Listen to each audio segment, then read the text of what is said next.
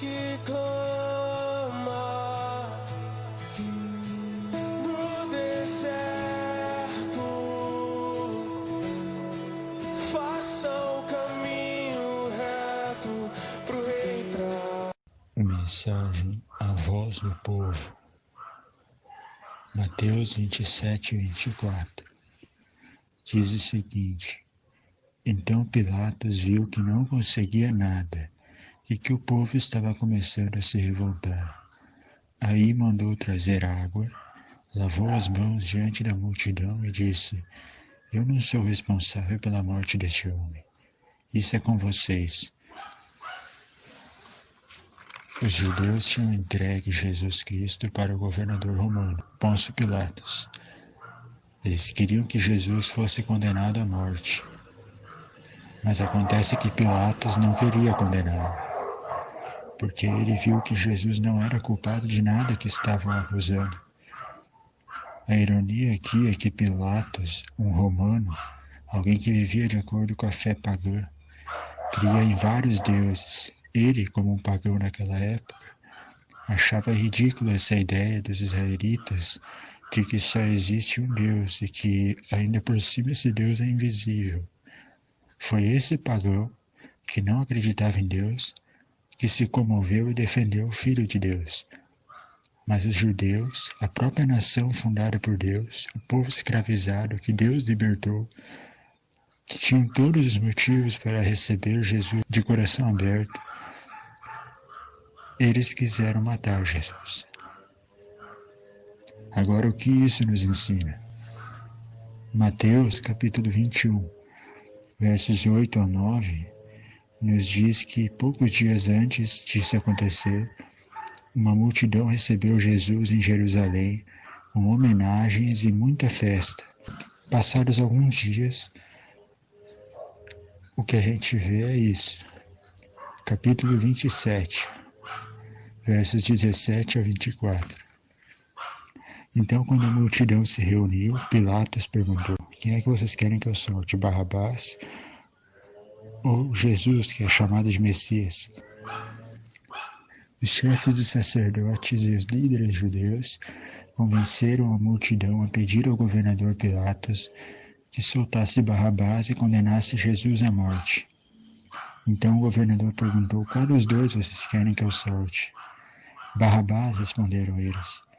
Pilatos perguntou: Que farei então com Jesus, que é chamado de Messias? Crucifica, responderam todos. Ele perguntou que crime ele cometeu.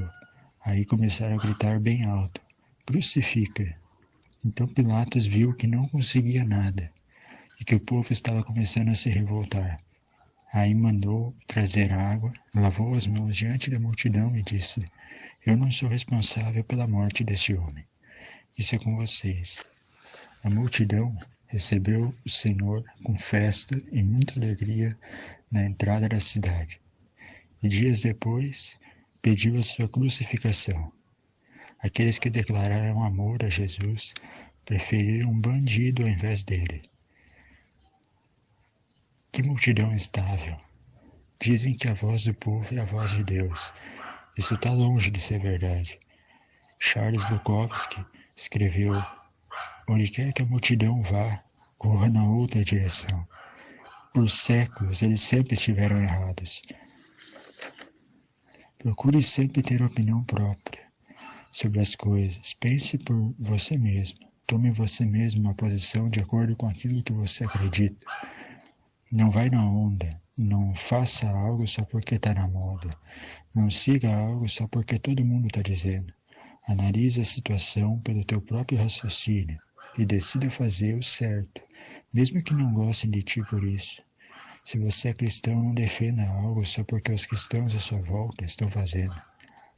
Porque se os cristãos ao seu redor estão vivendo no engano e você segue eles, você está ferrado. Você deve sim ter alguns referenciais na fé e líderes espirituais para servir de exemplo.